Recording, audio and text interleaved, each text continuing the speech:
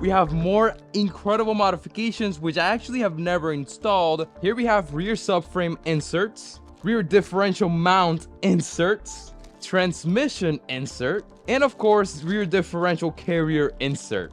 Now, I had no idea installing billet inserts was so important in these cars, but it is. It's a big modification. Reason is, since it's four-wheel drive, whenever you're launching it and all that good stuff, you want as little slack on the drivetrain as possible. When you launch the car or you're upshifting and downshifting and driving aggressively, all those rubber bushings are gonna move around and not be as stiff and aggressive as you want them to be. Installing these inserts removes all that slack and drivetrain loss, so you get a nice crisp launch, downshifts, upshifts, acceleration, everything we're going to be doing. Starting with the easiest one, and that is the transmission insert. This thing just goes right into here.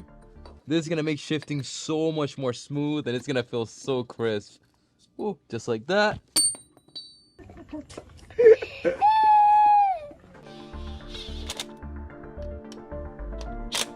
Look how good that looks on there. It's like a smiley face. 2 eyeballs, smiley face, and a nose. And as for the rear inserts, well, they weren't that bad to do. And I do know they're going to make a difference, especially for a car that's from 2013.